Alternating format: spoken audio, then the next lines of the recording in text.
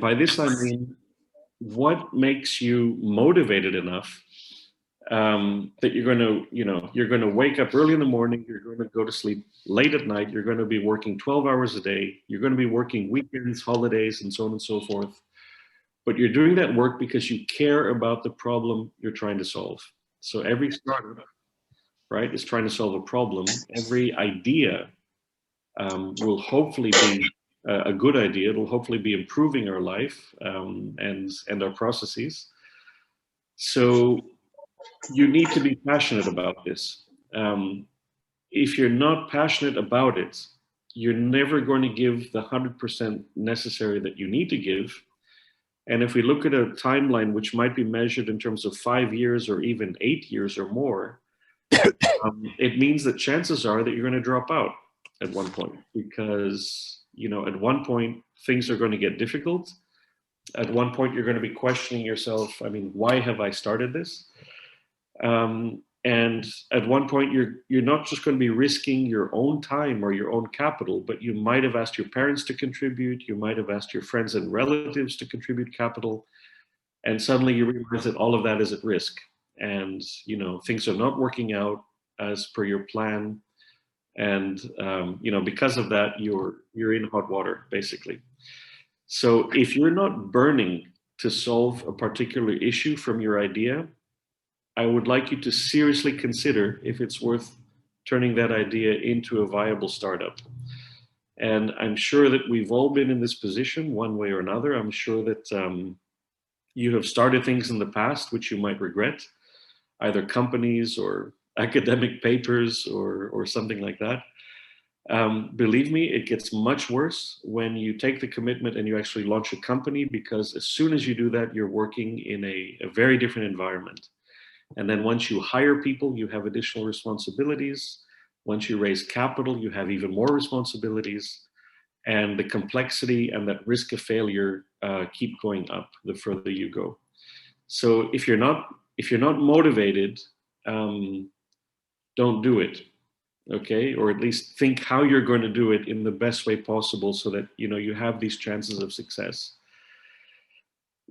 One of the things that I come across very often, either as a consultant who's helping companies raise funds, or as someone who's evaluating business ideas, is I come across a lot of founders who are somehow apologetic for their idea. So it's almost like they don't consciously, maybe they don't consciously regret it, but they subconsciously fear something about what they're doing. And so we have this very apologetic approach to business.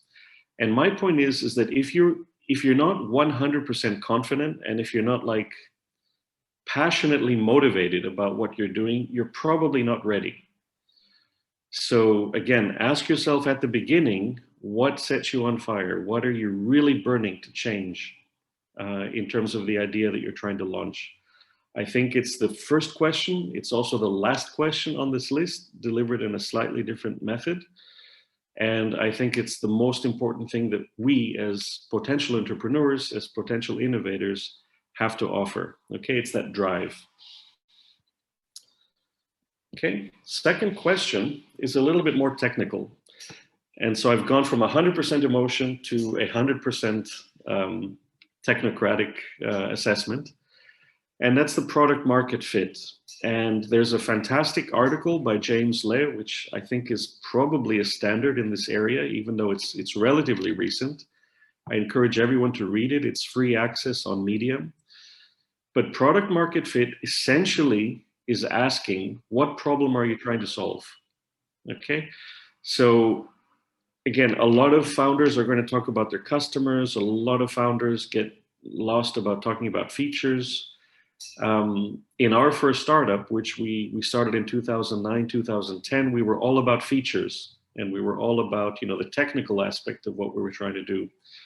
But the fundamental question to ask yourself is, what problem are you trying to solve? And then you need to ask yourself quite a few other questions. The first of which is your customer actually aware that they have a problem? And you might think this is self-evident or obvious, but my experience is that in at least 30 to 40% of the time, your customer will not agree with your assessment of what that problem is, how important it is, and most importantly, how much it's going to cost them to solve it. And I think we see a lot of examples of that, both with startups as well as in society. We have startups which were initially, they in the heat of the moment, they might have been valued at billions of euro or dollars. And after 1 or 2 years after launch, they're valued at zero and they've closed, they've collapsed. So again, getting an idea and getting it out there into the market, someone needs to pay for that. And it's probably going to be your customers who have to do that. We might say in some cases, well, maybe we have a government, maybe we have a grant program, maybe we have some other option. But at the end of the day, it's the customer, and that customer needs to be aware of, what they're actually, of what you're actually producing in terms of value. You also need to think about whether you're solving the root cause of the problem or only the symptoms of the problem. There's nothing wrong with addressing the symptoms if the root causes are unsolvable. So for example, you might say that I have a great software platform which allows me to increase the speed of, say, producing cars using robotic systems. And if increasing the speed if it's a symptom, and if the capital needs are so high that solving the symptom is good enough, that's fine. But sometimes you're going to hit a root cause, and if you're not able to solve the root cause, you're not really able to convert customers into giving you a share of the value stream. And that means that, whatever initial success or short-term success you have is probably going to fail over the medium term. So again, you've got this idea. Start to try to express it in terms of product market fit. Are you looking at the root cause or the symptoms? Do your customers agree with you? Is your solution credible and comprehensive enough? And how easy is it to implement? We will hit all of these issues a little in a little bit more detail further down. But these are all questions which are absolutely fundamental. Okay. Third point is competitors. And, you've got to probably wake up every day asking yourself, who are your competitors? And why is that? I mean, first of all, we know we're in a very saturated market. In Cyprus, I would argue that we're oversaturated. We have too many service providers, and we have very few viable business segments.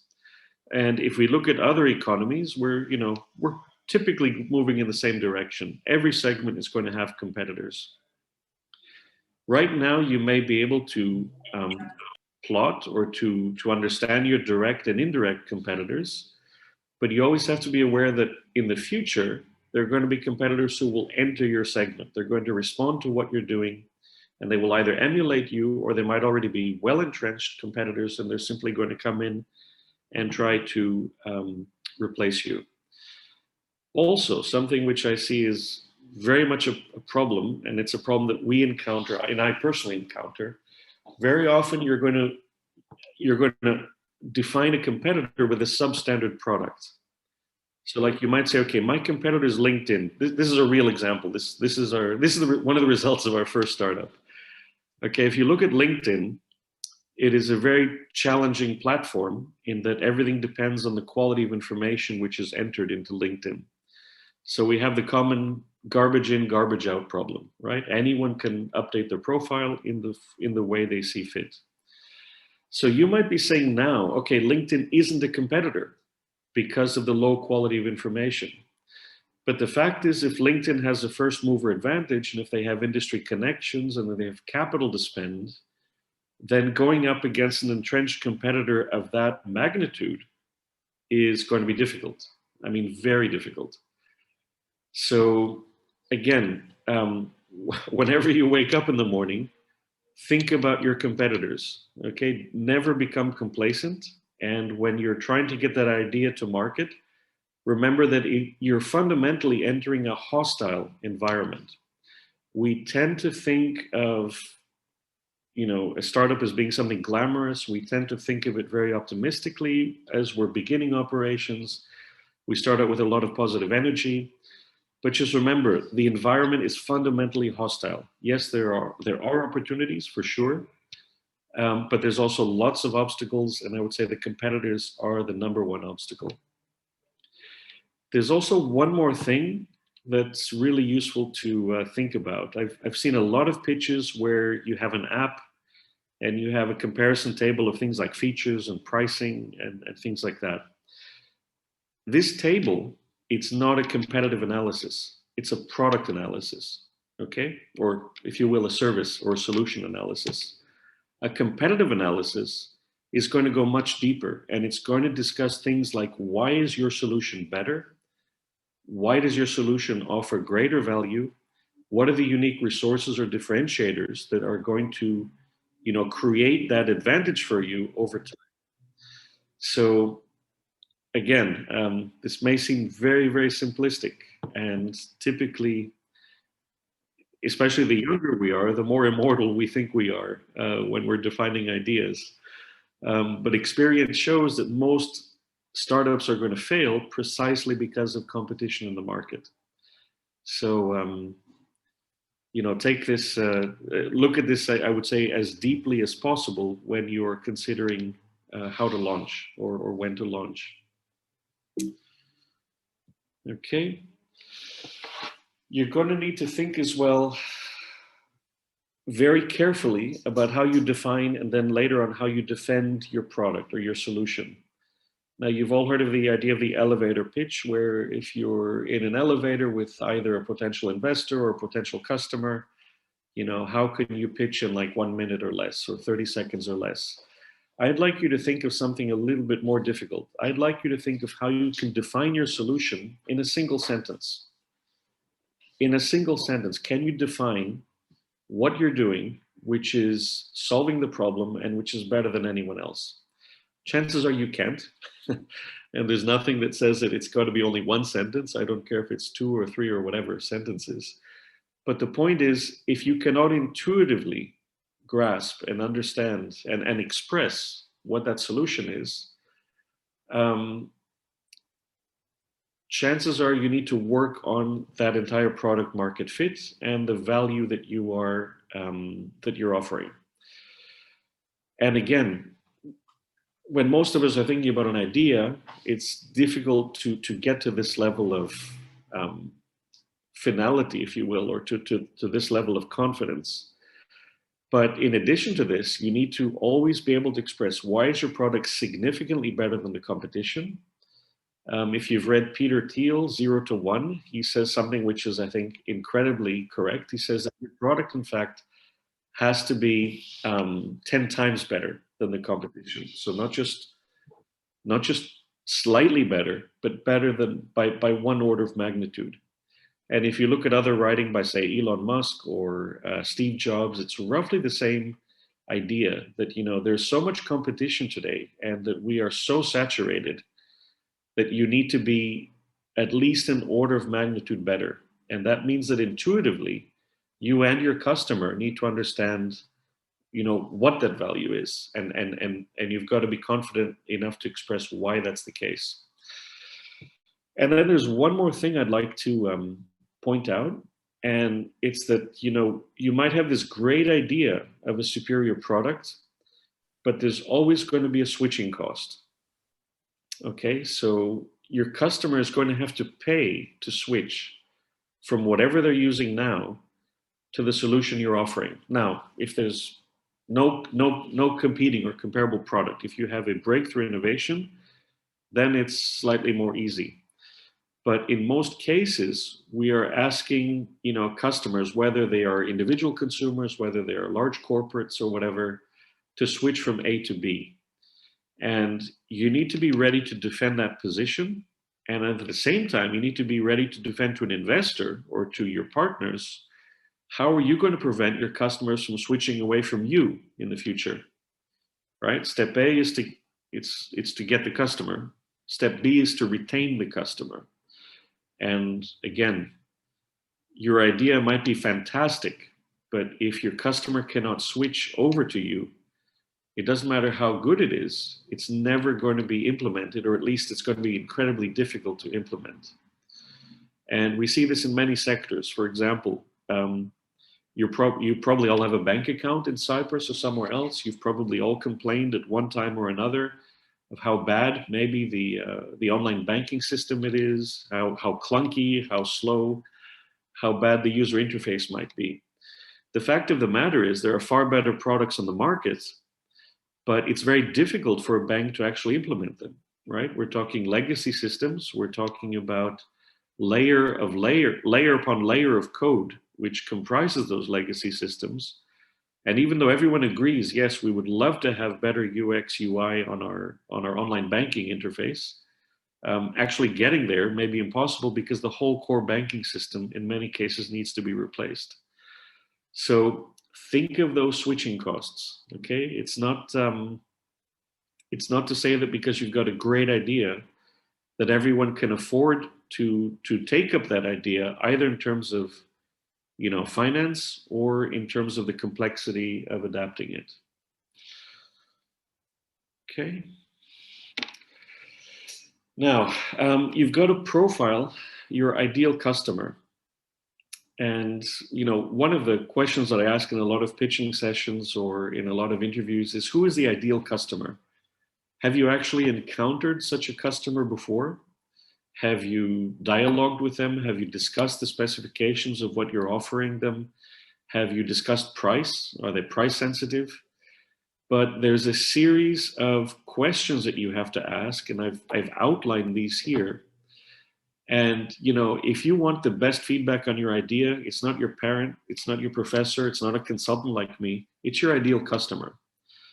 So if you're wondering whether to pull the trigger on your idea, whether to, say, take a sabbatical or take a semester off university and work in your startup, the best person who can advise you, frankly, is that customer.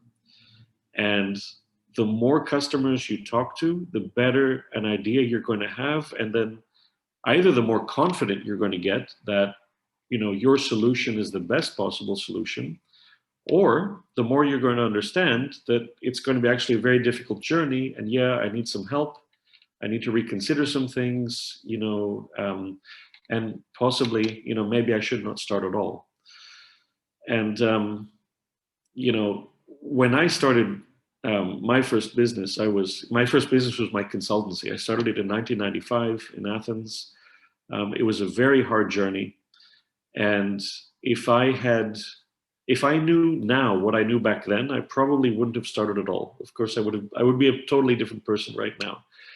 But I remember going to a lunch meeting with an entrepreneur who advised me, and he says, "Look, Philip, it's probably going to take you 3 to 5 years just to break even." And of course, I didn't want to hear that, right? If you're a motivated, energetic, young, you know it all, the last thing you want to hear is that, oh my God, it might take 3 to 5 years just to break even, right? Just to cover my expenses. And this is good advice. It's objective advice. You can choose to accept it. You cannot accept it. You can try to prove things differently. You can, map out different decisions or options or routes. But it's really important to listen to your customers, because ultimately they're the ones who are, going to determine the success or failure of what you're doing. So I really encourage you to investigate this. I see a lot of B2b startups. That's probably our main area of specialty. And, I ask things like, how are purchasing decisions made? Are they made by a committee? Are they made by a specific person? Who signs off on the decision?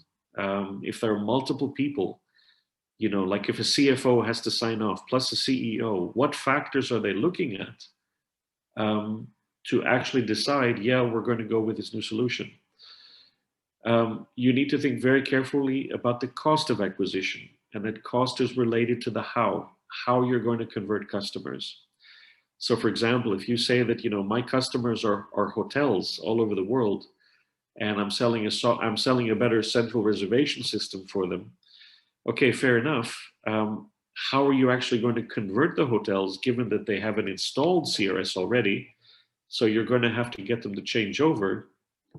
And then how much work has to go into each acquisition, right? Somebody's not just going to snap their fingers and have a new CRS, start operating. You need to link the CRS to their accounting system. You're going to need to migrate historical data. You're going to need to do user training. You're going to need to do data testing, et cetera, et cetera. It's not a simple process. So again, we might all agree, if you look at the average hotel CRS today, it's most of them are just horrible packages. You get very little data out of them. And personally, I would love to invest, or I would love to work on a new CRS for the hotel sector. But I know that the cost of acquisition and the switching costs are going to be massive. And I know that that's one of the main problems in this sector. So if you can prove that you've had a substantive discussion or a series of discussions with your ideal customers, you're going to be much further ahead. You'll be speaking with more authority. You will have a better understanding of the costs and the processes involved. And you'll be able to speak more authoritatively with potential investors. But if this is just a desktop exercise, right? If you think, okay, I have a great idea and I'm going to go sell it to all the hotels in the world, that's not very realistic. And you have to be realistic. Okay, market size and location. I think everyone understands this. The closer you can define your target market and the customer profile, the better you can integrate this data into your sales forecast. A very common method in the startup sector of doing this is by measuring the total available market, the beachhead market, and then the service obtainable market. The total available market, or TAM, is the total population of all potential customers in a geography. The beachhead is the subset of that you believe you can enter and dominate. And the service obtainable is what you think you can convert and reach first, basically. So you might say that, many startups say typically, okay, my total available market is, say, households in the United States. The beachhead market would be, you go to the US Census and you figure out how many households are, say, have an annual income of, say, $70,000 or more and are located in the major urban markets. And you'll get a number, right? You do a database search and you'll get a number like, I don't know, 70 million. And then the service obtainable is to say, like, okay, we're going to start with, like, say, New York, Boston, and Los Angeles. And in the first 3 years, these are our targets per year for these 3 urban markets. Remember that you're going to need to scale up over time, so that in year 1, there's no way that you're going to, in year 1, it's very unrealistic, let me be diplomatic, that you're going to meet those targets. So you'll want to put a conservative estimate in year 1, and you'll want to ramp that estimate up slowly, say over 3 to 5 years, basically. And again, I see a lot of models, I see a lot of research like this. And then my first question is, have you verified this data using primary research? Have you spoken to an ideal customer? Have you spoken to whoever's responsible for the research that you might be presenting, especially if it's secondary research, and try to understand, what are the sources, what are the assumptions made here? A lot of startups, especially in our part of the world, start with the markets of Cyprus and Greece as the launch markets. There's nothing wrong with that, but you have to be aware that, these are not typical markets. They're very challenging markets. And for most startups, they are not the ideal markets. So in fact, the ideal customer is not even located in Greece or Cyprus. The ideal customer might be, say, a bank headquartered in Boston, or it might be a winery headquartered in France or something like that. So again, you can make great presentations, but underlying this, you need to understand, is this realistic? Is it probable? And what are the assumptions which underlie that probability of success or failure? Okay. The third point about the markets is what we call market access and permission to market. So yes, there are very wealthy customers in the world, and there are customers who need a solution. The question here is, how do you get to them, and will they listen to you if you actually manage to schedule an interview with them? And again, there's a lot of hidden issues here, which if you haven't done this before, you're simply not aware of it. But for example, let's say that your application or your solution is in the B2b sector. We know that there's always going to be multiple gatekeepers if you're selling into the B2b sector, right? So there might be a procurement process. There might be multiple decision makers like a CFO or a chief procurement officer, a manufacturing officer, the CEO. And we know that there's often very high switching costs and that some of these applications are mission critical. So the cost of acquisition is very, very high. If you haven't addressed that in your idea and your business model, then you may have the best sales estimate in the world. You're simply not going to achieve it. So again, when you think about that ideal customer, right? Answer the question, who's going to make the decision? On what basis are they going to make it? How long is it going to take? And what is the cost of getting that customer to convert? Selling in the B2B sector is very different from selling in the B2C sector. Let's move on there. We might say, yeah, we've got a global market with Facebook, with Google, with Baidu, whatever. I totally agree. Today, it's very easy to target consumers all over the world. The problem is, all of these consumers are targeted by thousands and thousands of other either vendors who are direct competitors of yours, or quite simply, thousands of other people who consume their attention. So I don't remember the exact numbers, but I think that the average American right now sees something like 2,000 advertisements per day. And I've seen one estimate which says it's actually higher if you consider all of the brand logos and things you see on people's jeans or sneakers or jackets or whatever. So yeah, Facebook has something like, I don't know, 2 billion or something daily active users. It's a very interesting platform, but the conversion rate on Facebook can be very, very low, again, depending on what you're selling and how you're selling it. So the B2C market is great. It's wide, it's global, but it's also fragmented. It's very competitive, and it's the easiest to replicate for some of your competitors. So again, if your competitors or potential competitor sees your advertisement and sees what you're offering, sometimes the barrier to entry can be much lower than you think for the B2C area. Finally, a lot of us are marketing through platforms like Amazon or an app store, or like you might be selling a service to a bank which sells it onward to their customers, or so on and so forth. And the challenge here is actually even more complex. You may think that this is like a walled garden and I have sole exclusivity in that walled garden to market. But in fact, the challenge here is proving yourself across that entire value chain. So you've got to prove yourself first to the B2B customer and then to the B2C customer. You don't have the option, to do just one or just the other. You've got to outperform on all of these areas.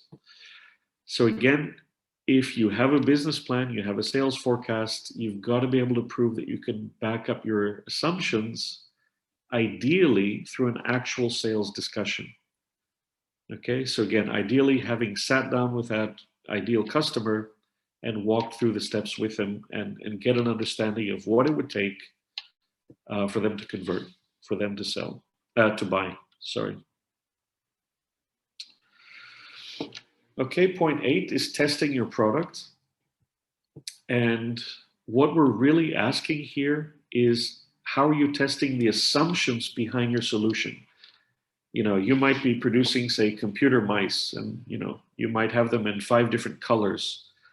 I'm not going to challenge whether they need to be in 5 different colors. I'm challenging whether you've tested if they need to be in 5 different colors.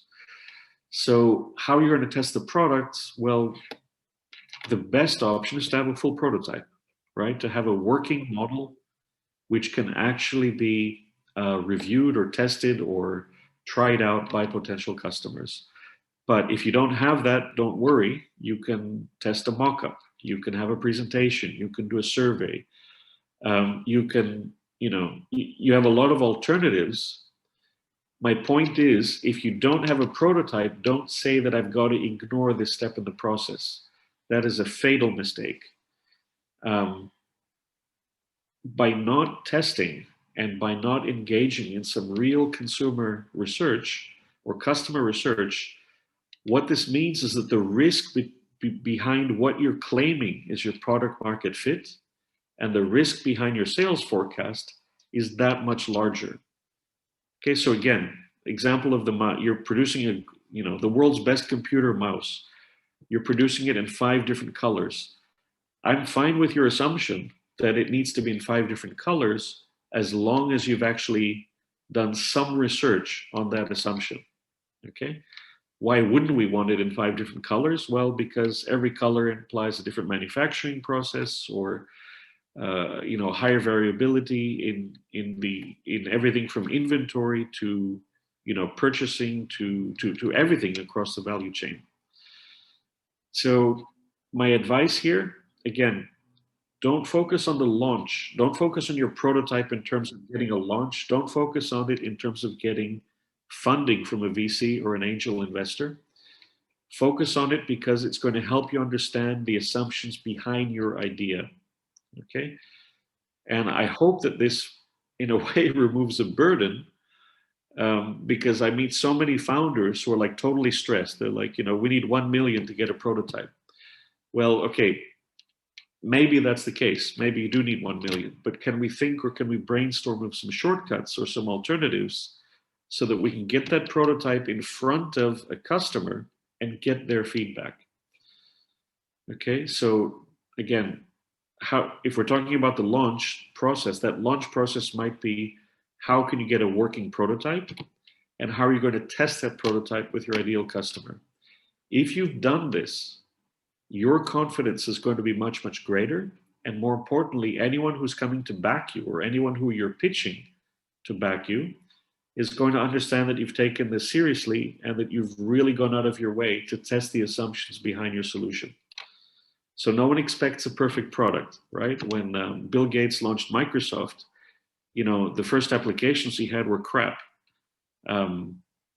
They were just interesting enough that Hewlett-Packard and some other big customers agreed to work with him. So test the assumptions, the prototype and this process, it's there to get that feedback, to get a green light, to get permission, again, to market and to address the market you're selling towards. Okay. Gaining your first customer. So you're probably, eating, sleeping, dreaming about your startup. You have this great idea. You really want to get it to market. You can imagine what color it's going to be. You can imagine its price. You can imagine yourself on the cover of Fortune magazine or whatever. I want you to dream about how you're going to gain your first customer. Okay, so in the ideal customer, we talked about what that customer will look like and how they will respond to your pitch. In this area, I want you to vision all of the steps that you need to go through to actually sign the contract and produce or install the solution that you're offering. Again, it's probably way too early for most startups or most early stage startups. So again, think what you can come to the table with besides an actual prototype or besides a first customer. For instance, can you get a letter of intent from someone, but someone who's an actual customer, who's actually, had a sourcing discussion with you, not just something provided by a friend or a relative. You might need to offer a free service or a free solution to convert a major reference. And again, this is a very viable pathway because a lot of especially big industrials today are very interested in open innovation. So there's a lot of opportunities to sit down with them and actually work in a specific direction, as long as you then have the permission to market that innovation to other industrials in the same category. Think in terms of a freemium service, limited application for free, full application for pay, whatever, or maybe just everyone gets it free at the beginning. But you need to actually understand how you're going to go through that process. And again, no angel investor, no VC is going to argue, is your first customer going to be Siemens or ABB? Is it going to be Ford or is it going to be Tesla? What they want to see is that you've tested the assumptions you've made in your sales model. Okay? If you haven't tested that, and chances are whoever's supporting you has gone through this process either with one of their startups or in their own work, then the problem is that your idea is again simply not realistic, or at least getting that idea to market is not idealistic. So how are you going to actually negotiate that first contract? How will you sell the first product? And again, I can tell you from experience, if you come to the negotiating table with a signed customer with a real LOI, you're not just 10 times better than the next startup that's pitching, you're 100 times more credible than the next startup who's pitching. Okay, there is no substitute for a real pre-sales activity when a startup comes to be funded. You've heard of the expression, what is it? Money talks and bullshit walks. It's something along that level, basically. Okay, so we've talked a lot about the product market fit, about the customers, about everything else. And now we need to turn inward, and we need to understand your own team, your own capabilities, and your own business model. You cannot have a good idea without the team that's going to bring it to market and is going to grow it. And this is very difficult for startup founders. It was probably the most difficult issue that I had to address with my initiatives, or with also initiatives where I'm being asked to come along or to participate in the startup. You need to understand right now on the startup side if your co-founders are ready to make the same sacrifices as you are. Okay, are they willing to give up their jobs? Are they willing to relocate? Are they willing to pull the 60-hour weeks or the 70-hour weeks needed to get to success? And then you also need, if you're in Cyprus or if you're in Greece or wherever your home country is, you need to understand if their skill set and if their mental model extends beyond that home country. Because again, most of the ideas that we're looking at in this space are, they may be great for Cyprus, they may be great for Greece, but ideally you want a global market. Okay, you want a market that you can expand into, and a market which is going to give you that risk diversification and the market scale necessary to grow beyond your own borders.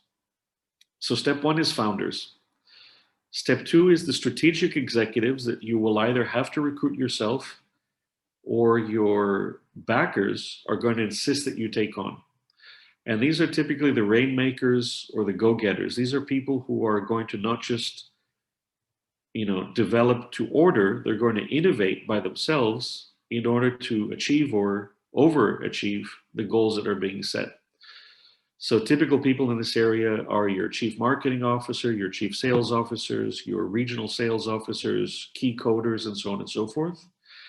And you have to understand that either you're going to have to give them equity, or you're going to have to probably pay a lot of money to keep them engaged. And there's just, it's one of the biggest issues of building a team, and it's something which, again, is very often overlooked when you're, when you have your basic idea. Your idea right now may be fantastic, and hopefully when you launch your idea, you're going to see very, very rapid success. If you cannot scale behind that success, you have a problem, right? Chances are you're going to fail, or at least you're going to very significantly delay scaling up in the market. And then there's other talent. And in this sector, and especially as a startup, talent is rare. It's very difficult to find people who can make things happen, who can work not just because you're giving instructions, but because they have their own vision and they can innovate by themselves. And it's very difficult to find people who are willing to risk it all on an early stage startup. So you need to think from the beginning right? From before you launch your product, you need to think about the team that's going to help you do that. It's very difficult. It's impossible to do everything by yourself. And then you've got to go a step further, all right? You've got to think beyond just the cost. Because again, most of us, we'll put a business plan. We'll say, right, to get a regional sales manager in London, I will recruit, I will pay £6,000 a month, and hallelujah, I'll get the right sales manager. But there's a lot more besides just the cost, right? There is speed. So how fast can you get this person in place? How fast can you recruit, and how fast will they actually be available to take up the position? There's also then the risk and the retention, right? The more people you inform about your idea, the higher the risk that whatever proprietary technology you have is going to leak. And then if someone leaves your company, right, the greater the risk is that they're taking that with them and then using it to support another venture. And then there's also the cost and speed of replacement. One of the main failures of startups, it's not the market, it's not the funding needed to get to the market, it's the talent. And probably if you look at a company like WeWork, you recall 2 years ago they were going public, then there were all kinds of questions about the founder and CEO, and the valuation fell from something like 27 billion to something like 6 billion in a question of months.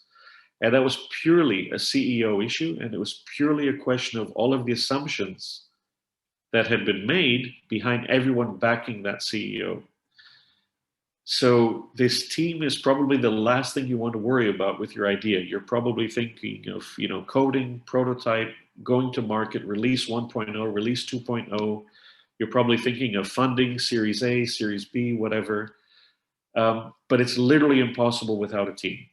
And if you're someone who, like many people, finds it difficult to give up your baby, right? To give up your vision, you should question, is your starting point correct? And is your starting point going to help you in the future to realize all of your goals? And how much space are you going to need for other points of view and other talent, which at some point, in fact, may outstrip you and might even be better than what you can do. And I think the great founders are ones who recognize the need for talent, who are going to bring that talent on and build a team which complements each other. And believe me, in Greece or Cyprus, that can be very, very difficult to do. It's very difficult in other countries as well, but culturally, there are a lot of just reasons why sometimes it can be even more difficult where we are today. And I think maybe most of you are in Cyprus, but if not, I'll give some examples. I think the most typical example I see is that 10 years ago, the only hamburger places you would see in Cyprus are McDonald's and, maybe Burger King. Today, there's a hamburger place on every corner.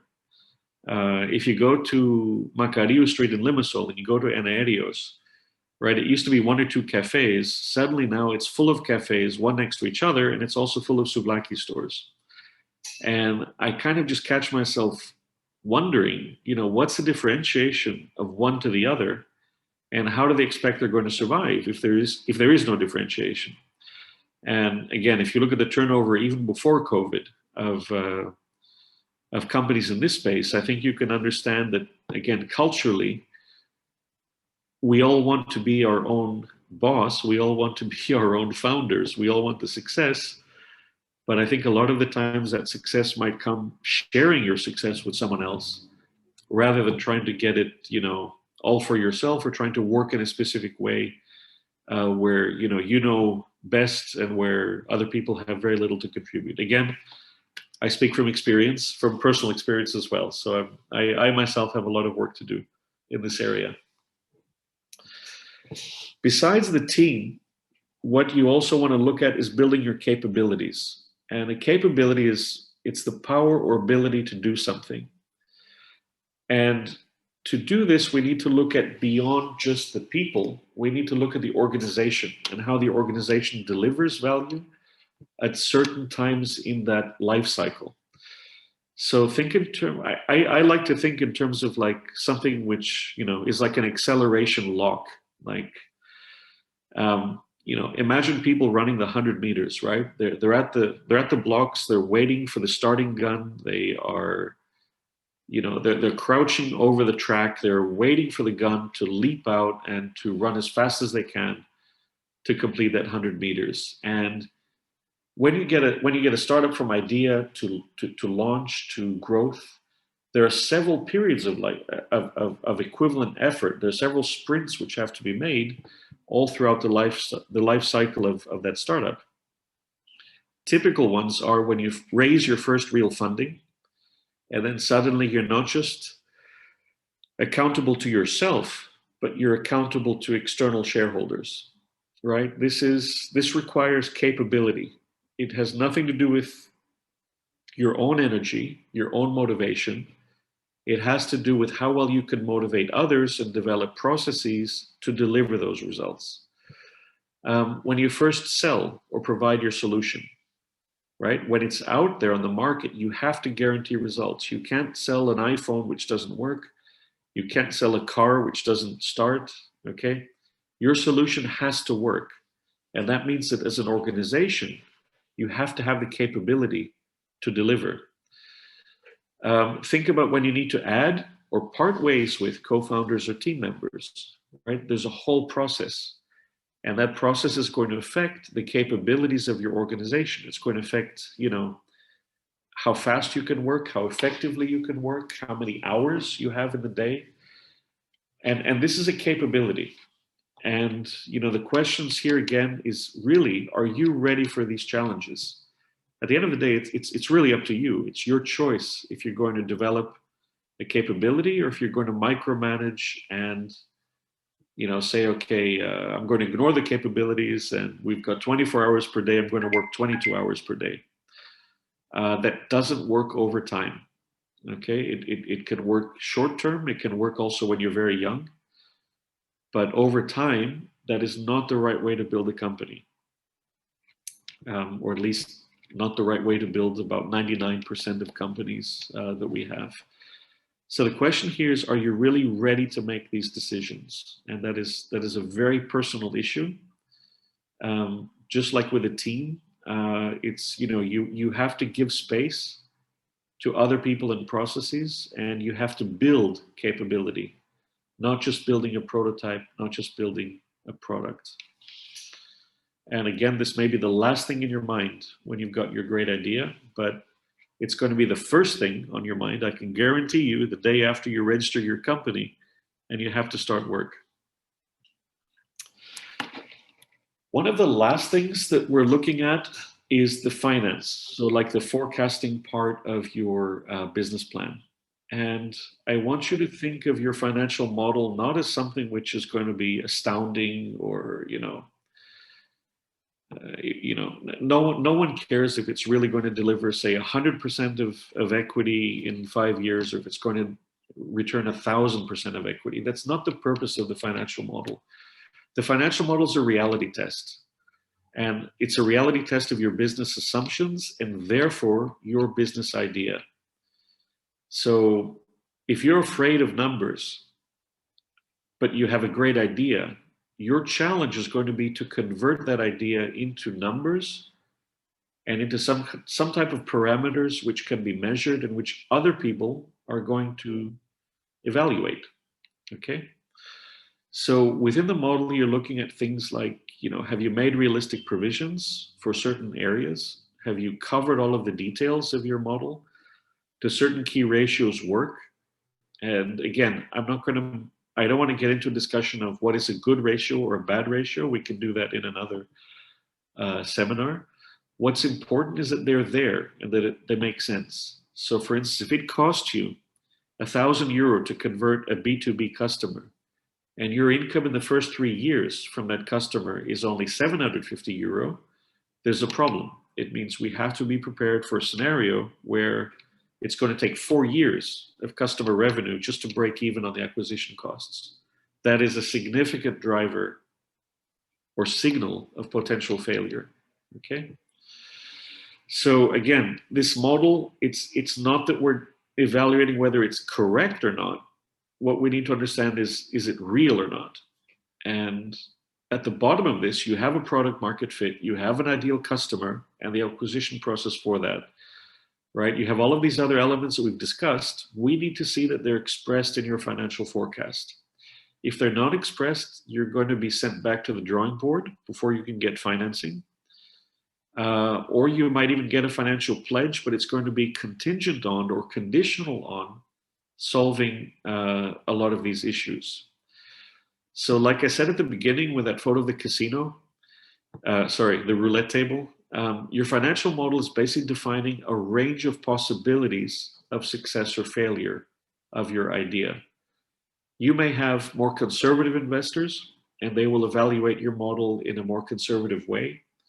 You may have investors who are crazy and they just want to put money no matter what. And so the financial model is just to reassure them, okay, he's done a model, check. Let's move on to, contracting or whatever. But that, yeah. Sorry. Okay, but the model is essentially it's a reality test, and we're looking at, again, this range of possibilities. These can also be expressed, by the way, as sensitivities of the model, and we will also then use the model to generate, a base case, an upside, a downside, and so on and so forth. But it's really there as a thought process, and we're measuring not just the quality of the model itself. What we're measuring is the quality of the thinking that's gone into the model, and it's very important to understand that. Pricing and contracting. Now we're really at the nitty gritty, and this is the one of the last items on the chart. Your idea has to have a price attached to it. Now, most startup founders that I see simply take a market price. They say, right, Dropbox costs €12 a month, therefore my price will be €11.50 per month. Okay, fair enough. Market pricing is one thing. But that price, in fact, is a signal. Sorry, the price is a signal. It's a signal of at least two things. The first, again, is your thinking. How far have you thought this through? And is this linked to like a strategy? Are you going for revenue after launch, or are you going for market share, like users? And second of all, it's then linked to how you view reality. And, I keep coming back to this word, reality. We have great ideas, but the reality tends to be hostile. Okay, so getting that idea from idea to prototype to launch is one process, but after launch, right, the real world intervenes, and for better for worse, we're all living there, we're all working there. So if you haven't, again, investigated things properly with your clients, if you haven't really reviewed your competitors, that reality is going to carry typically a very harsh lesson. You're going to see either some success but not enough success, or in a worst case, you're going to see no success. And that means that all of the effort that you've done in getting your idea to market, there's been some basic flaws. So again, think pricing. This is fundamental. A price is a signal of value.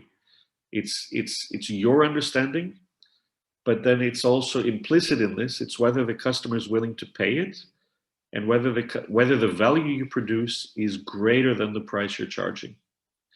So there's a lot behind this. The other point is, I think, a little bit more minor, and that's contracting. And contracts, again, have to reflect how you're going to defend your solution from future competition. They need to reflect a service level agreement coverage and a means of managing liability. We need to know, if you sign a contract, what's the liability implicit and explicit in the contract, and can you deliver that value?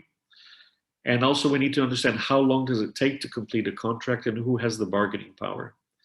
There are a lot of cases where Someone comes out with a solution, but that solution is very time-based. And in order to achieve it, they need to get to market fast and they need to convert customers fast. If it takes 6 months, say, to negotiate a contract, and if the actual solution is only 2 years, in duration, then we have a liability. We have an issue which is going to detract from our ability to realize the objectives. And finally here, I want you to think in terms of price sensitivity. We are all price sensitive. We all have a different understanding of value, and that understanding changes with age, it changes with experience, it changes with politics, with regulatory issues. It's a very, very dynamic construct. So I want you to imagine how price sensitive your customers may be. That may be determined, for instance, by what stage of the business cycle they're in. It might be determined by the level of competitiveness or competition they have. There are a number of different issues there. But that sensitivity is going to impact your sales assumptions 100%. Okay, so you really need to think about this issue. And again, from my experience, it's something that most founders and most startups leave until the last minute, or they allow, let's put it this way, they don't put in the effort on pricing or contracting that they put into, say, the technical prototype or something like that. In reality, the one is indivisible without the other. You might have a perfect prototype. If it's not priced correctly, you will neither cover your costs, nor will you be able to sell. So if you've got a prototype, make sure you've got the right price or the right pricing process attached to it. The last point is getting backed. And if you're depending on external capital for growth, I want you not to worry about how difficult it is to get backed. Okay, there's lots of capital available. I want you to think instead of how you're going to work with this capital. So as soon as you bring in a financer, you're losing control of your idea, or at least you're losing control of the venture that's been established to bring your idea to market. So for example, you might raise only 20% of your equity as capital, but the investor might say as a condition, I want my choice of CFO to be put in your company. Okay, that means that, one of the most vital positions is, it's not one of your friends, it's not one of your family, it's probably going to be a total stranger who probably has a lot of experience and is, has a very specific set of issues that they're looking at. You need to go beyond managing personally to managing transparently. So you can no longer make decisions just for yourself.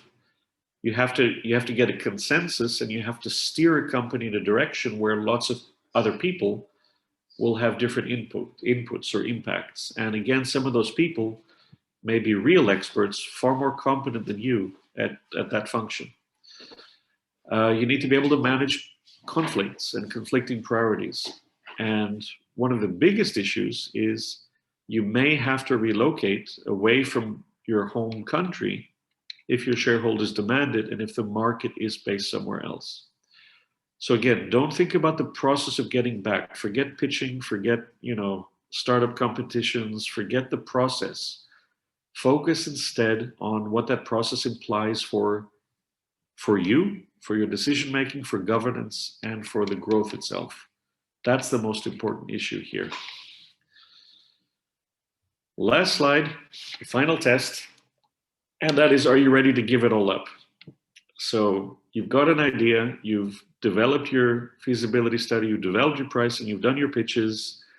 Someone comes and offers you 20 million for 20% of your venture.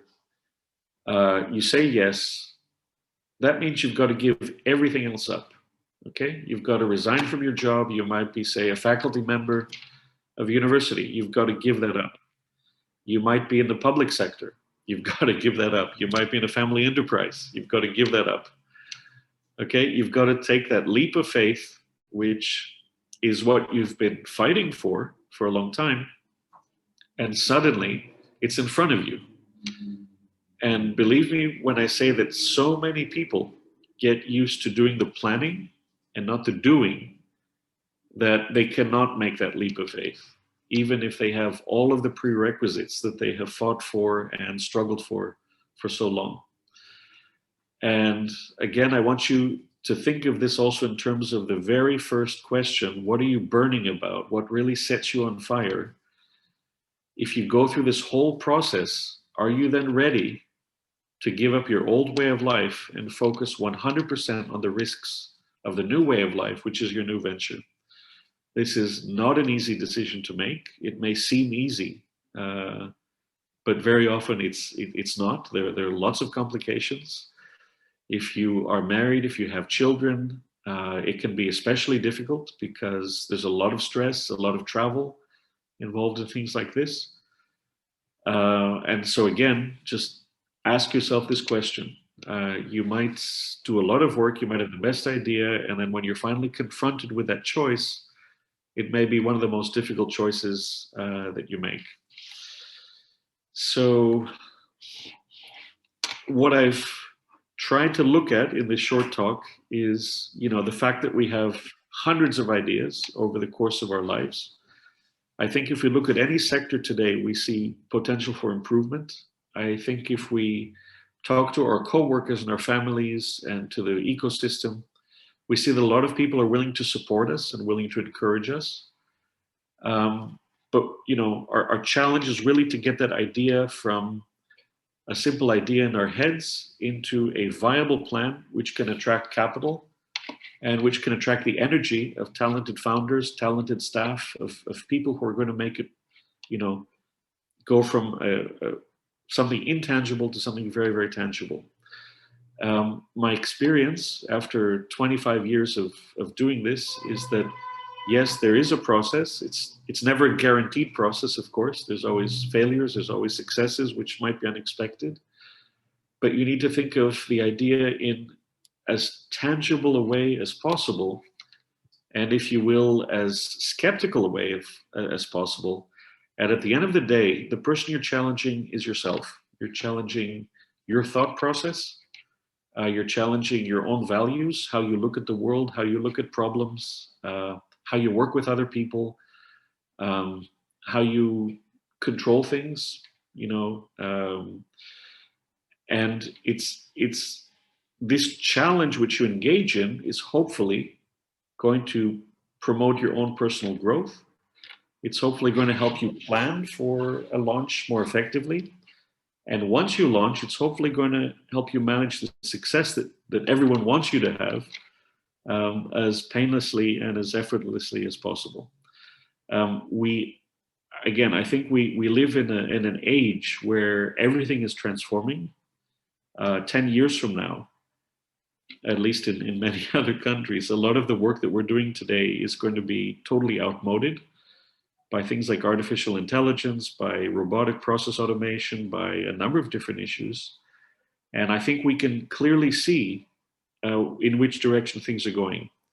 So I know we all have ideas. We're all creative. There's a Thomas Edison or a Bill Gates or a Steve Jobs inside all of us. And just the question is, can you make the right choices so that, rather than ending up a failure, which again, it's all right. There's a cost of failure, but it doesn't have to be a permanent or prohibitive cost. And more importantly, can you be a success, right? Can you actually materialize the idea that you have? Can you transform it into reality? And can you generate, hopefully, a positive result in our society and our economy as a result? This last slide here is Steve Jobs, who I think is one of the most amazing innovators that we've seen. And if you know anything about his life, you know that success was not easy for him. He went through multiple failures before he got the right team around him and he got the right business circumstances. And you know that he was not the easiest of people to work with as well. So while I admire him tremendously, I've also learned from a lot of the difficulties he had, and I've obviously learned a lot of the difficulties I've had. And I hope just with these 15 points that I've described, I hope that, when you do take your idea to market, you'll be a lot more successful because of it. So thank you very much, and I'm ready for questions. Thank you, Philip. That was great. Very interesting toolkit, very useful. We are trying to really create rainmakers and go-getters here at the center. Yeah. Do you have any questions?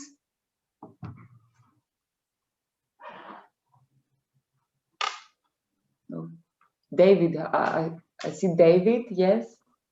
I was just going to ask if you have any advice for a non-profit idea. Very good question. I think it's the same process exactly. You know, I think one of the distorting issues in our environment is that when we think about venture capital, we think about startups, we tend to think about these crazy unicorn valuations that we hear, you know, coming out left and right. There's a social media app in China which IPO'd, I think last week. You've probably seen it, and it had a valuation of $170 billion. And when you look at this company, it's really impossible to understand why this is valued at $170 billion. I think what's interesting for me about the social entrepreneurship sector or the nonprofit sector is that you do have to prove the value, but the value is going to be a lot more tangible. And because it's more tangible, I think it removes a lot of the distortions that tend to get introduced in the for-profit sector. So when you're working in the nonprofit sector, typically the people you have across the table from you are a lot more grounded. They're a lot more aware of what the possibilities are, but also the barriers.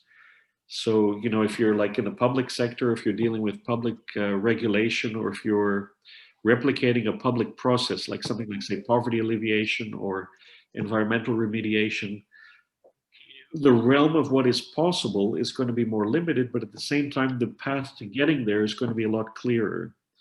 So I would encourage you to really understand what is the impact of things like regulation.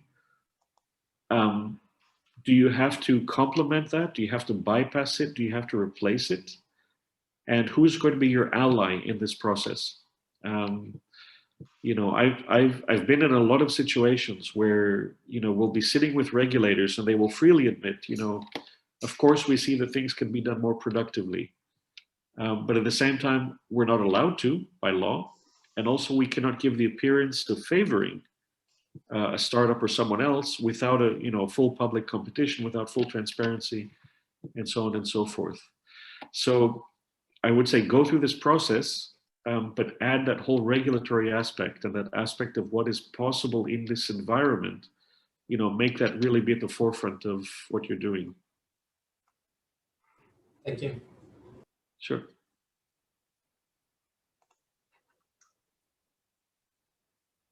We have a question in text. Yeah. From Benas. If you have all questions worked out, but not ready to give up your life, can you sell your idea? Yes, you can, but you're going to get a much lower valuation because essentially you're selling a blueprint for someone else's success, as long as, you know, you're not in that success. So I know Benes is a very good friend, and we've discussed a lot of ideas in the past. I think, yeah, definitely you can sell the idea. But you're going to have to either bring in other people to realize it, or you have to sell it as is, and, you know, valuations are just much lower.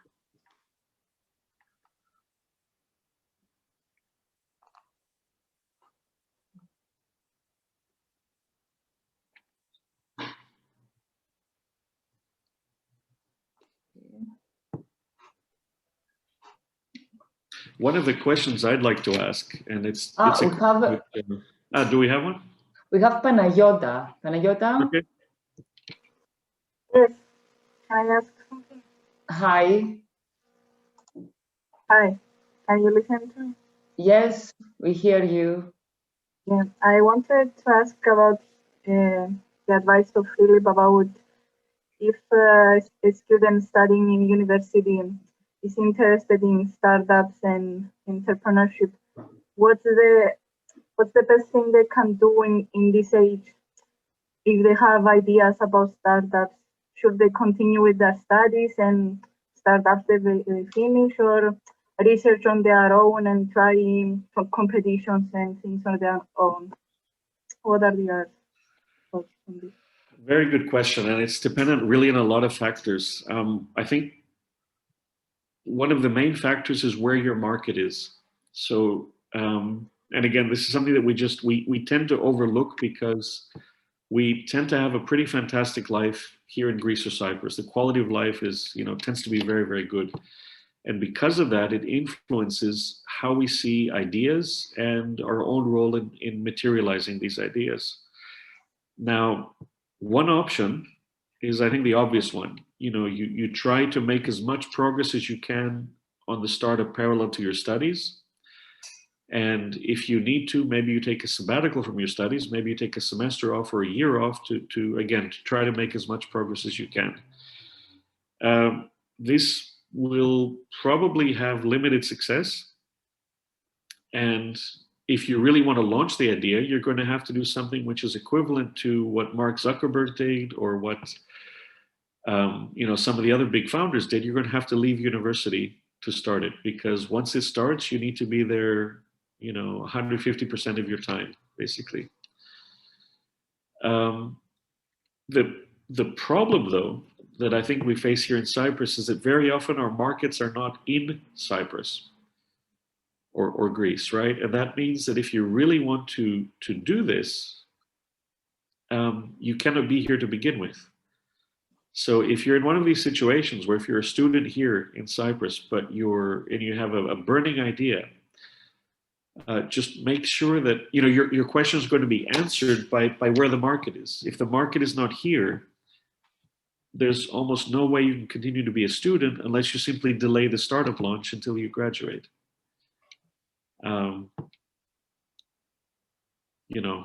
It's. If the idea is for Cyprus, if you have an idea that can solve a problem in my country that I see every day, and I want to come up with my solution which is innovating and a new way to solve a problem, and no one does it right now, and I want to bring it to the market to test it and how it's going to do in Cyprus, not in other places. I want to bring it in my country, to have it here. Then by all means, try as far as you can, and just understand that at some point you may need to take a semester off or a year off, or you may need to leave permanently. Again, it depends what stage you're at of your studies. If it's a time-bound opportunity, if you think that you could do the preparatory work now and then launch it after you graduate, you have more opportunities in that case. Maybe I should ask for help or advices from older people than me about my idea, to see how I can make a progress, or where I should focus more. Because when you're young, you don't have experience. Maybe you want help from other people. Maybe you want a great team that are older than you and have experience more. Yeah, getting advice always helps, but at the end of the day, you've got to own it. You have to, you have to define a process for getting to launch, and you have to do everything you can to cover the bases until that point. We have another questions with Nicolas Gavril. Nicola? Hi. Hi. Excellent presentation, Mr. Ammerman. Thank you so much. Thank you. I have two questions actually, and one is, how do we get access to the ideal client? I find this myself very tricky to get the right access to the right people, and it's often very difficult. I don't know if cold calling is an option, but if it was me, I wouldn't like this option. So any ideas of how we can get access to those people? Yeah, again, it's heavily location and sectoral dependent, but a lot of clients actually have open innovation programs, or they have a CSR program, a corporate social responsibility program, which is intended to help or to bring them into contact with young innovators, or to extend assistance to young innovators. So if you can identify the right conduit within the company itself, that's one avenue, that's one access point. A second one is to find someone who knows someone working at that company, or someone who's an authority who would be willing to make introductions. But also, I would, if you're motivated, I would simply pick up the phone and call, and I would go visit, and I would hammer on that door until they let you in. And if your idea is good enough, and if you're prepared for it, both sides are going to win. It's a win for you, and it's a win for them, basically. Okay, thank you for that. And the second one. You don't lose anything by trying. And so I would, again, if you're convinced of what you have, just keep hammering, because you'll get through. There's always a way into a big corporate. My second question: do you think that the Cyprus market is big enough to make a substantial profits, I would say, or shall we have an idea that can be scalable outside of Cyprus? It's heavily dependent on what you're doing. There are Forex companies here, or like wargaming, transferred here because they could use the base while selling globally, and they had a broad pool of talent which already existed elsewhere, so they could transfer some people here, but they didn't have to transfer all people here. Again, it depends what the definition is of substantial and everything else, but all I want to say is don't allow yourself to be to get comfortable with limited success. Very often the success you have is going to be temporary. So if we're talking about like an 8-year business cycle, if you become happy in year 3, you only have 5 more years until the next crash arrives or the next competitor arrives, and you're displaced. And I think the real market opportunity, it is of course not just to sell in your own country, but it's to sell globally. That's going to help you get a better product. It's going to diversify risk. It means that if there's a crisis in Cyprus, your venture can continue because you have multiple sales points. It's going to drive innovation, and it's going to give you a much greater understanding of value and of how you can contribute to that value, but also how you can actually be at the forefront of the value. And again, it's nothing specific to Cyprus or to Greece. It's just that, if you want to go to where the forefront of a lot of issues are right now, whether we're talking about research or innovation or life sciences or, other things, they're simply not here. And because of that, it's difficult really to learn from the best, and it's difficult to give your best. And I say this advisedly. I don't want to insult anyone by any means. I chose to move here, and I'm having a great time here.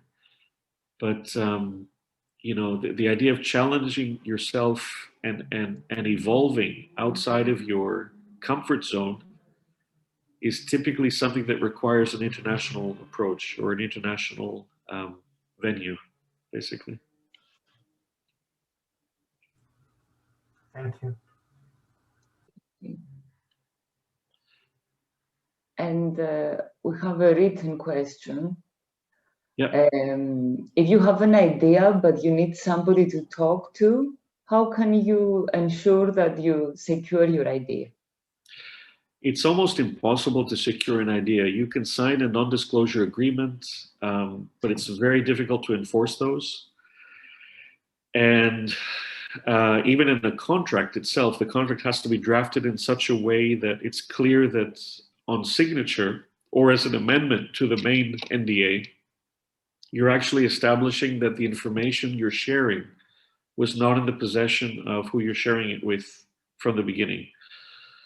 I can assure you, though, that most people,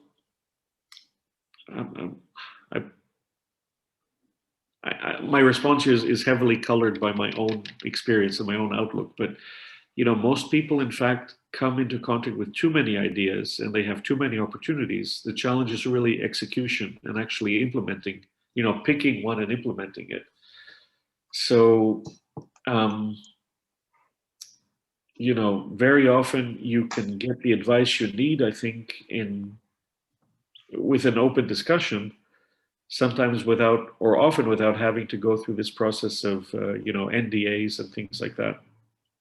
Again, there's lots of variations to that. It depends on the sector. It depends if you're, looking at an IP-driven product or service. But believe me, I don't know anyone who's sitting around today just waiting for good ideas. In fact, we have a pipeline of good ideas because we're getting pitched every single day. And the challenge is making a decision. Where do you want to invest your time, your energy, and your capital? And most of us, we've already done that. So it's an ongoing process. I haven't yet seen someone else's idea that I would want to break my own ethical code and rob his idea. And honestly, I don't know anyone else who's in that. I can't think of someone else who's in that position either. At least not in the startup space.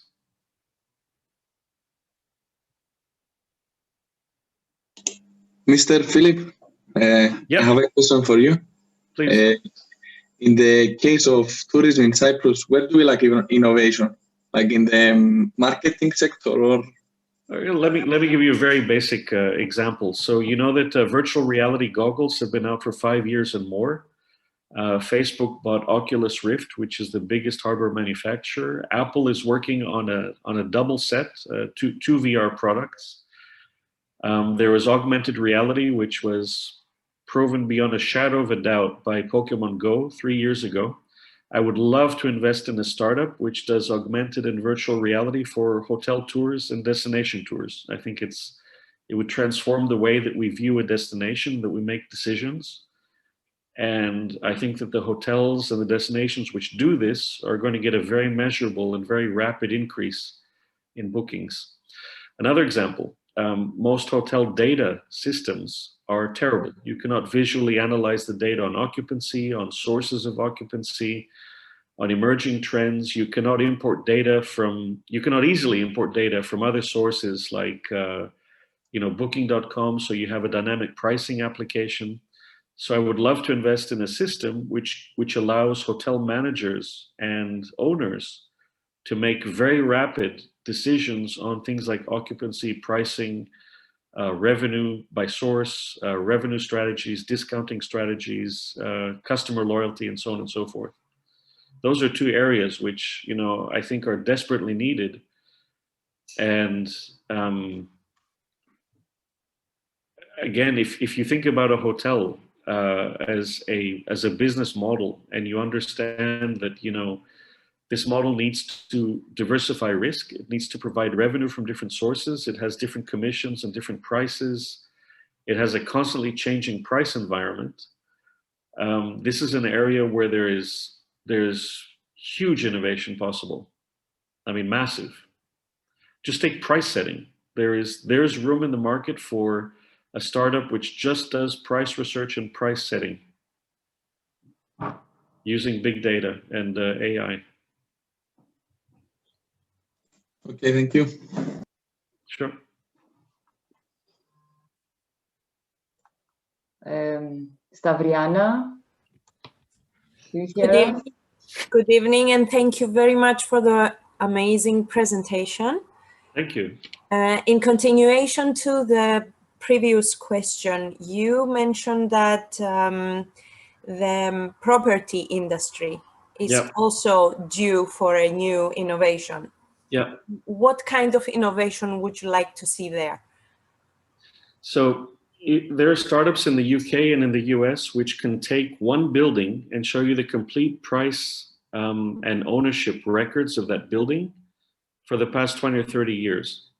So if I'm a buyer or a seller, I can understand which direction is this building going, which direction is this neighborhood going, what's the trend, how has value increased or decreased over time, what are the wider property values and the land values, so you can get that through stamp taxes and so on and so forth. What's the average residency time or the ownership tenure of a building?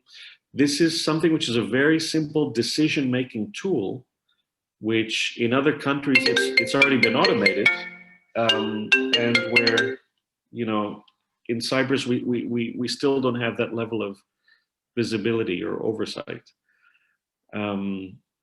Let's take another area: shared ownership of buildings. There is, you know, we have in our minds a mental model that we're going to be, you know, one family will buy one building, and that'll be a building for life, or at least as long as the you know, the mortgage lasts, or the mortgage runs. Well, is that realistic given the fact that we are in a totally different economy today? And why can't we make it easier to do shared ownership and shared actual management of buildings? And, you know, how can we take advantage of things ranging from taxes to mortgages to time availability, skill availability, capital availability, to get a much better result of, you know, than what we have now? I think moving forward in this century, this concept of shared ownership and fractional ownership is going to be the standard. If we look at, you know, cars and driverless cars, today we have this idea that we need to own a car, and yet we might only use the car an hour per day or 2 hours per day, driving to work and driving back. In the future, through technology, we don't need that anymore, right? We can own a car if we want, but then in the time when we're not using it, that car will actually be out there earning revenue for us, because it'll be driving people to destinations, and we'll be sharing part of the revenue that comes from that. And it just strikes me that property is one of the biggest capital investments that we're making. It is the source of, it underpins the banking system, and, you know, the entire, if you will, wealth of a nation, at least on the basis of families and households. And yet we are doing things in the same way today that we were doing them 30 years ago or 40 years ago. There are massive opportunities for innovation. Besides the data and besides ownership, there's building automation. You know, I've only seen a single, and again, this might be my error, but I've only seen a single startup or a single application in Cyprus that is really using building automation, and it's something where you control your hot water boiler with a mobile phone. This is a fraction of what we can do today. Yes, I am in the industry and I know exactly what you mean. And I also have an idea, and I'm looking to expand this idea. So yeah, any suggestions on that? Again, it depends on your idea. It depends on the capital intensity. There are so many factors. You know, I can give more precise advice if I know a little bit more about the idea. If you want, we can, you know, communicate directly. Yes, I would love that. How can we do that? Would you like to get my email from? So on the last slide is there's my contact data, but I'm also on LinkedIn. I'm on Facebook, whatever. Just or you want, I'm sure can distribute. I'll reach out to you on LinkedIn. Thank you. Sure. I'll just type my, one sec.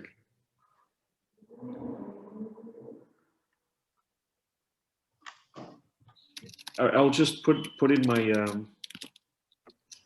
my email address here. Thank you so much. Okay, sure.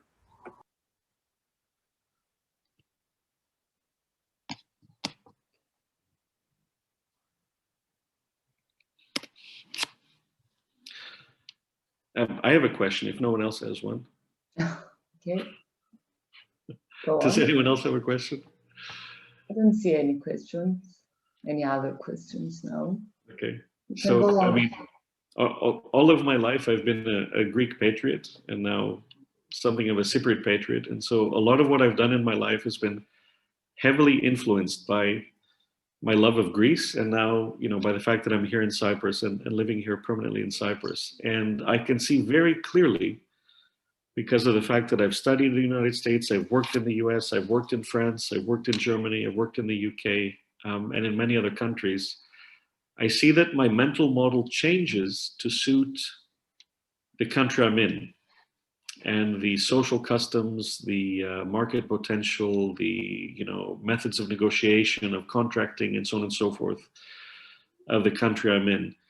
And this in turn influences how I see business opportunities. And that's why I give such emphasis to the fact that if you're going to launch a business, don't look only at your own country, or maybe look at it just as a first stepping stone, but just have at the front of your mind and also the back of your mind that you've got to go global. You have to expand internationally.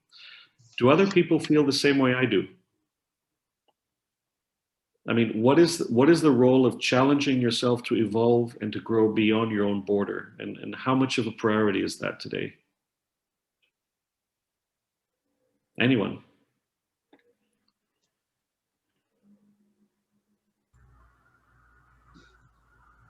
I think this mindset is a must-have, given the today reality and where this world goes. Yep. You're speaking to the converted. Can anyone challenge me on that? I mean, does anyone have an opposite? Because I mean, I want to learn, right? I would love to hear an opposing viewpoint. Because you can understand the implications this has for an idea, right? Your costs automatically go up. And I see it from the clients I advise here. I see it from the startups that I myself am planning. But I think also it's not just a cost issue or like a revenue issue. It's the fact that you have to push yourself beyond your comfort zone. And I think embedded in this idea is the idea of xenitia. And I think anyone who's like gone to the UK or to the US to study as a young person has gone through that process. Because you suddenly find yourself from your comfort zone where you were with your family and you had a very clear system or community. You suddenly find yourself by yourself in an ocean of sharks in a way. And you have a very steep learning curve. You have lots of opportunities. You have lots of challenges. You're challenging yourself daily because people are doing things differently. They have different assumptions. They have different value systems. And, if I look back at the 4 years I spent for my bachelor's degree in university, I don't think I've ever worked that hard in my life again, which is kind of pathetic because I work pretty hard now. And so I'm just constantly, I'm really impressed by people who can understand, what we're doing is good for Cyprus or it's good for Greece. But, to really grow, we need to go international. We need to push ourselves beyond that comfort zone. And if I look at all of the valuations or most of the valuations, say, of the Equifund beneficiaries in Greece, all of those startups are either operating outside Greece or they're actually registered outside Greece. So I think it's kind of a trend as well. I mean, I think it's not just a feeling that I have. It's not just an individual, outlook. I think it's actually a market trend in a way. Personally, I believe that Cyprus is a very good starting point. It's a very good area to test out an MVP. Yeah. Because if something goes wrong, which inevitably is going to go wrong, it doesn't get out there and you don't put yourself at high risk to fail from the beginning. So it's a very safe place to test an MVP and start maybe in the first year, and then you can think of how to grow. Actually, the most the best thing would be to think internationally from the beginning, but downsize in order to test in Cyprus. Yeah. One of the other things I've seen, though, is that if you're in a place like San Francisco, if you're in London, people's default mindset is yes, and it's to help you. So absolutely, yes. This ecosystem is self-reinforcing, and people know that they can't do everything. Some people want to latch onto you and want to get their share, but a lot of people are willing to help for free. And I think this is what I like about these environments. And I think this is what I would love that that some people can work on here and in Greece. The idea that I'm willing to help without necessarily having to be part or wanting to claim a share, in whatever is being done. I think if we can get from όχι to ne, I think that this is going to help all of us. Right now, unfortunately, the way the governments are behaving and the way the public education system works, I think we only learn όχι. At least, especially I don't talk about university level, but certainly secondary education. It is a very rule-bound system, and most of the rules are to prevent you from doing things, not to actually allow you to do things or to encourage you to do things. Again, that just might be my biased outlook. You are absolutely right.